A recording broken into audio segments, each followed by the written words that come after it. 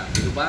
Maganda ang pakiramdam yun. So one of the element po ng ating pong patak ay yung negative ion. But anyway, pakilala ko po muna sa inyo yung company.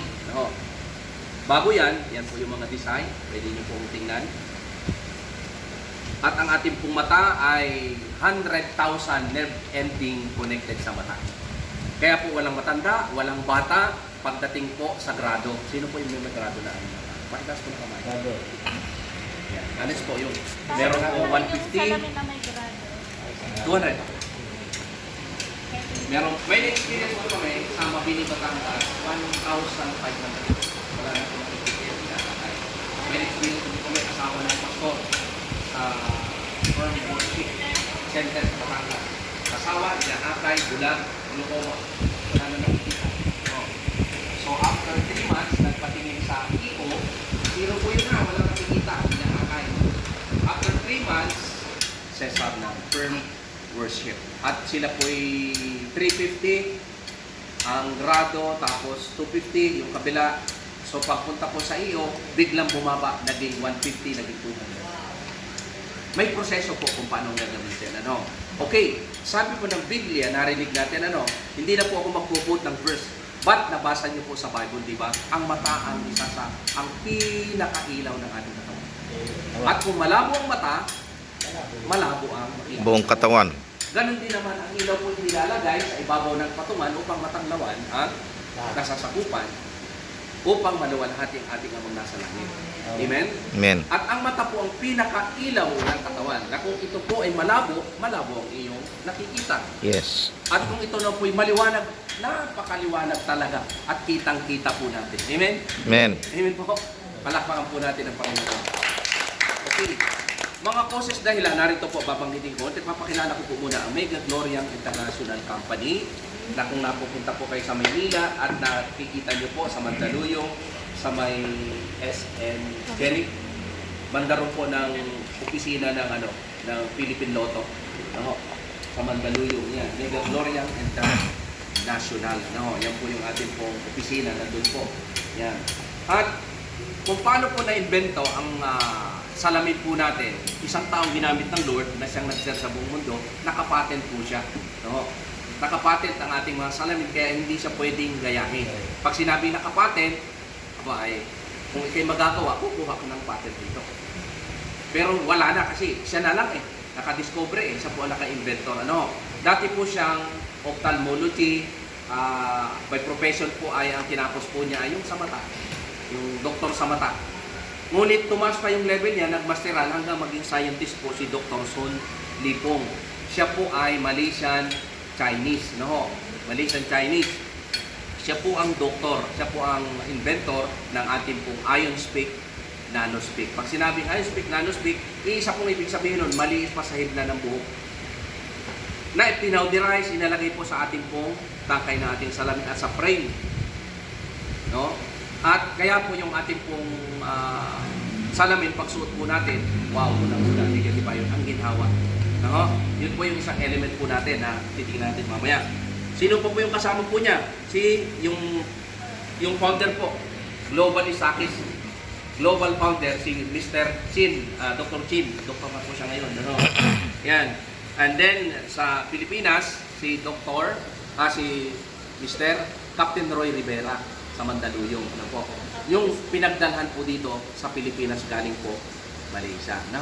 So ito po yung credential ng ating pong doktor. Yan. Unang-una, President ng Hong Kong Vision Foundation, ng Glaucoma Society. Napakaraming credential po niya at inventor po ng IonSpeak. At saka po ay global na patented po na salamin na hindi pwedeng gayahin. Siya lamang po ang kumbaga sa kuwan ay siya ang nakadiscover. Totoo naman po, ng ating pong mata ay siya pong napakahalaga.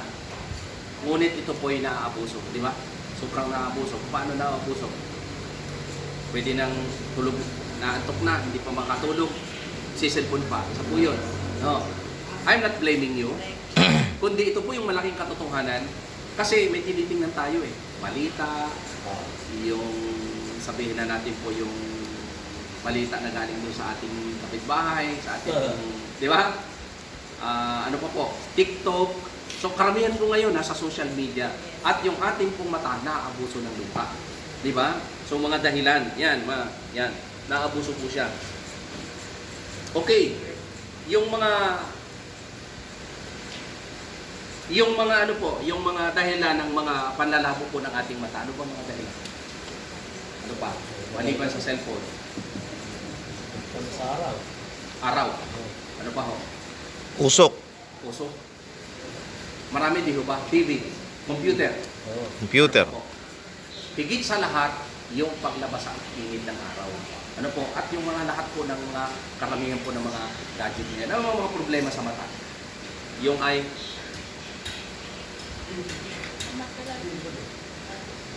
ito po, masana ito eh. Ako na lang po, okay lang po. Ako na po ako marila. Dalo para mabilis. Nag-distribute siya kanina eh. Magtatagal na salamin. Dahil pwede naman po ako na salamin. 5 years po siya nagsasalamin. Ngayon po, zero na po. Wala na pong grado ang kanya. 255, 257 po. Mahirap po ako sa malapit. Pero, pwede yun talaga.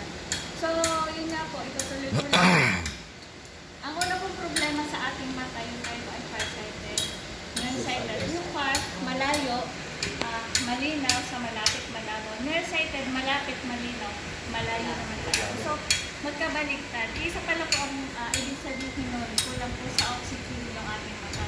Kahit ano pong salamin ang ating gamitin. Kasi 5 years ko pong pagsasalamin, 3 po ang ating salamin. Ito nga po, dala ko yung isa binali ko sa optical. So, hindi po nakorek. Akala ko noon, kapag nagpasalamin ka ng may grado from 75 pataas, from 75, bababa siya. Hindi pala, lalong tumaas. From nag-start ako 75, 150 hanggang naging 275. Doon po ako na-stop doon sa pang 5 years ko kasi may nag-introduce na mo nung salamin. So, ito po yung pangalawang problema, astigmatism. Sino po may astigmatism? Yan. Kapag may astigmatism, ano sa marang pakaramdam? Ano po? Kilo, nahiga ka, kilo pa, baba ng kilo. So, yun. Yun po mga lazy eye, duling, banlag, bulag, nakokorek mo sa salamin. Lord, Yan. para. Marami po kami testimony nito na mismo po na-experience ko sa pagdedemo ko, pinasuot ko yung duling ko talaga, dumiretso po yung kanya. Praise the Lord. Wow. Amazing din po yung ating na biyaya din po ng Lord sa atin. Apo. So, maculopathy po, ito po ay nakukuha sa sobrang pagka-gadgets, lalo na sa mga kabataan. So, yung sa sobrang pagka-gadgets, bigla meron po nagsisiso, yung biglang dadali mo sa doktor, walang makita ang doktor masakit. Kasi nga, nag-seizure, akala na may stroke. Pero para din po siyang na-stroke, dahil po yun sa pag-gadgets, yung ugat po ng ating mata ay namumula kapag sobra po, pwede po siyang malagot. Pwedeng malagot lang, pwede pong ikamatay, mabulat. Buti po malagot lang, baka pwede pang malunasan. Pero pag yung ano talaga matindi, pwede po talaga mabulat. At may namatay po talaga siya at ipapakita po mamaya yung truth. So, yung eye floaters naman po, sakit din po yun sa mata. Sino po yung pagkagising sa umaga ay parang nag-uulap-ulap, may mga nakikitang may itim na nalipad, maliliit, may nalawit, parang may mga, ang tawag din, yung sapot. Yun. Ako dati. So, yun po ay, sakit din po yun sa mata, natatanggal po yun once sa ginamit mo yung salamin ng tara-tara. So, ito naman yung salamin sa inyo po. Yan. So, ito naman po ay pterygium, ugita sa mata.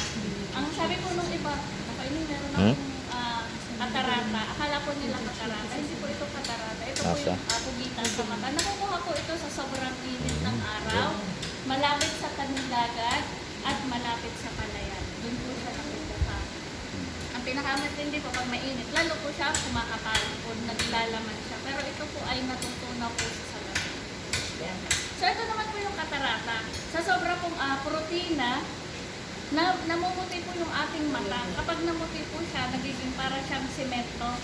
So ito po yung pinapalitan ng lente or yung pinapa-opera or panit lente. Pero ito po sa pamamagitan ng salamin, siya naman po ay unti-unting nakokorek. Hindi man bigla. Siyempre, kung 5 years mo ito inalagaan sa mata mo, huwag ka mag-expect na after 1 month ay tanggal agad siya. Siyempre, gagamitin mo siya ng dire-diretso para mawala po siya. Pero nagaling po talaga yung katarata. At marami din po akong client na may katarata na dapat na-operahan, salamin na po yung ginamit dire-diretso.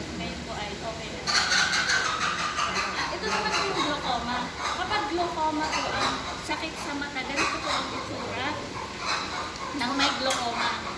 Noong po una, na may nagpakilala sa akin, sabi sino gusto mong libre ang salamin. Asan ko talaga kami, gusto namin ng libre yung salamin eh. Sabi eh, kung gusto niyo malibre yung salamin, magka-glaucoma daw muna kasi libre yung salamin.